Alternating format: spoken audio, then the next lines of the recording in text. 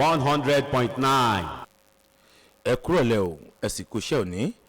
ìròyìn jákèjádò orílẹ̀-èdè nàìjíríà ló ń de sí etí ìgbọ̀nyìn láti lè ṣe rédíò tún gbá 100.9 fm ìlú ìtàlùwò láti ń ròyìn adélékè kẹ́hìndé òun náà ni oníròyìn o.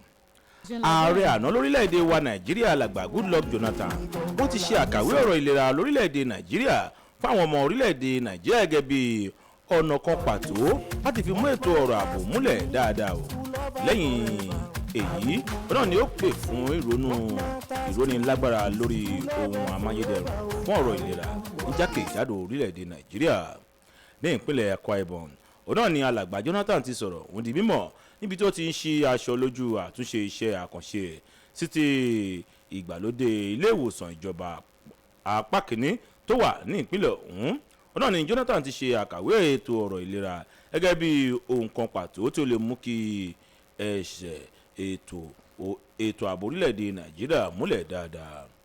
ààrẹ àná Jonathan gbóríyìn fún gómìnà ìpínlẹ̀ ọ̀hún Nyesom Emmanuel fún iṣẹ́ àtúnṣe sí ilé ìwòsàn ìjọba ọ̀hún. lẹ́yìn èyí ni ó mẹ́nubà bí ojú òpó àwọn ìlú ti ṣe ṣí sílẹ̀ lágbàáyé bí ètò ìlera ti ṣe pàtàkì sí látàrí àrùn COVID-19 tó bẹ́ sílẹ̀ lágbàáyé. àwọn ọmọ ilé ìgbìmọ̀ aṣòfin àgbà nílùú Àbújá ti fún àwọn àjọ olómìnira tí wọ́n ń rí sí ètò ìdìbò lórílẹ̀‐èdè Nàìjíríà ní àǹfààní pé kí wọ́n lọ ṣètò lórí ṣíṣe àfihàn èsì ìdánwò ojú ẹsẹ̀ síta o bí àwọn èèyàn bá ti ṣe ń tẹ̀ka dìbò nínú ètò ìdìbò gbogbogbò tí ń bọ̀ lọ́nà ní ọdún 2023. bákan náà ni wọ́n tún fún àwọn ẹgbẹ́ olóṣèlú ní àǹfààní láti lọ jókòó ṣètò ọ̀nà tí wọ́n máa fi ṣètò ìdìbò abẹ́lé láti fi fa aṣojú ọmọye tó máa ṣojú fún ẹgbẹ́ òṣèlú ọ̀hún fún èyíkéyìí ipò tí wọ́n bá fẹ́ díje fún láwùjọ. lónìí òde yìí òun náà ni àwọn ọmọ ilé-ìgbìmọ̀ aṣòfin sọ̀rọ̀ ọ̀hún di mímọ̀ lẹ́yìn àwọn àgbéyẹ̀wò tí wọ́n ṣe sí ìwé òfin ètò ìdìbò pẹ̀lú tí wọ́n bọ̀lọ́ lù fún ọdún 2021 fún ti ètò ìdìbò orílẹ̀-èdè nàìjíríà ní pàtàkì jùlọ fún ti ìgbáradì ètò ìdìbò gbogbogbò tí ń bọ̀ lọ́dún 2023. àjọ tó ń rí sí kò kárí ìdánwò ṣíṣe ní ìpínlẹ̀ èkó ti sọ di mímọ̀ wípé ọjọ́ tí àwọn ti ṣe ìkéde rẹ̀ síta wípé àtúnṣe ìdánwò máa wáyé fún àwọn ọmọ akẹ́kọ̀ọ́ ilé ẹ̀kọ́ girama tó jẹ́ ìpele àkọ́kọ́. wọ́n sọ wípé bẹ́ẹ̀ ni ó ṣì wà o kò tí ì sí àyípadà kankan tó dé bá ọjọ́ náà láti jókòó ṣe àtúnṣe ìdánwò ọ̀hún fún àwọn ọmọ akẹ́kọ̀ọ́ tọ́rọ̀ ń kàn o. ẹni tó jẹ́ adarí fún àjọ tó rí sí ọ̀rọ̀ ìdánwò ṣíṣe ní ìpínlẹ̀ èkó ọ̀gbẹ́ni ṣùpọ̀ gbadegẹ̀ṣin tó fi ọ̀rọ̀ ọ̀hún léde rọ gbogbo àwọn ọ̀gá àgbà ilé ẹ̀kọ́ gíga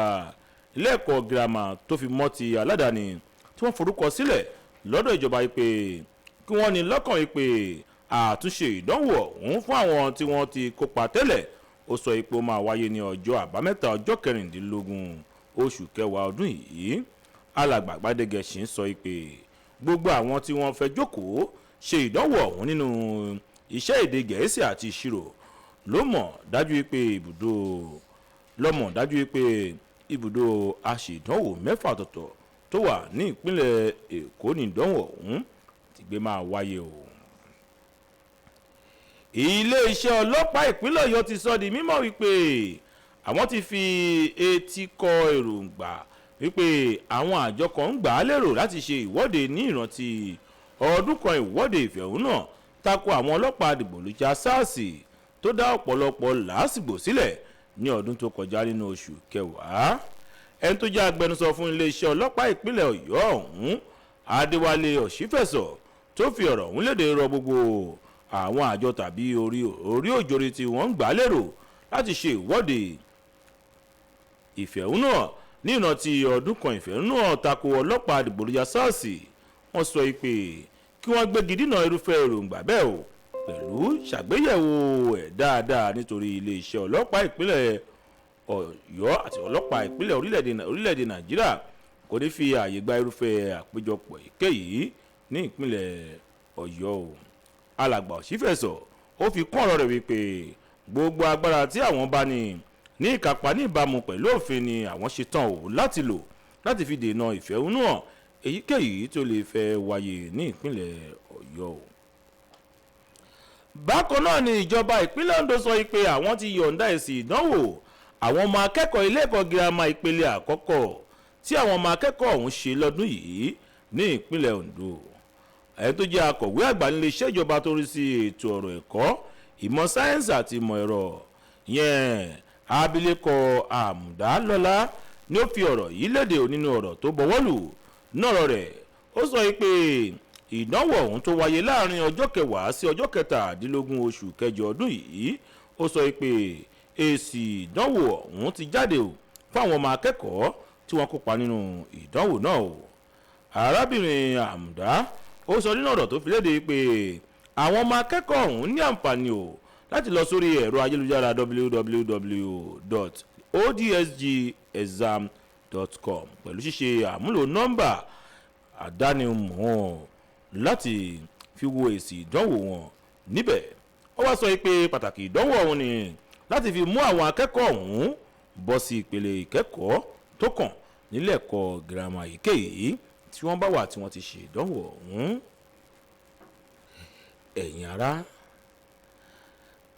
ká nífẹ̀ẹ́ orílẹ̀-èdè ẹni ẹ̀ka tí kò ṣe ṣẹ́kù dínà torí ìdí èyí kó ipa tó lè mú ìlọsíwájú ohun ìdàgbàsókè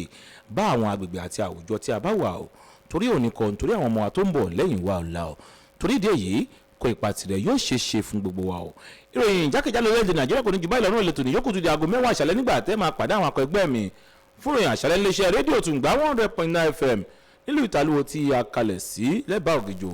Ǹjẹ́ ní orúkọ Láyẹmí Àkànní tó kó ìròyìn ọ̀hún jọ náà lèmi Adélékè Kẹ́hìndé ń sọ fún gbogbo wa pé ẹ kú iṣẹ́ òní ẹ ṣé o tẹ́ ń tẹ́tí sí wa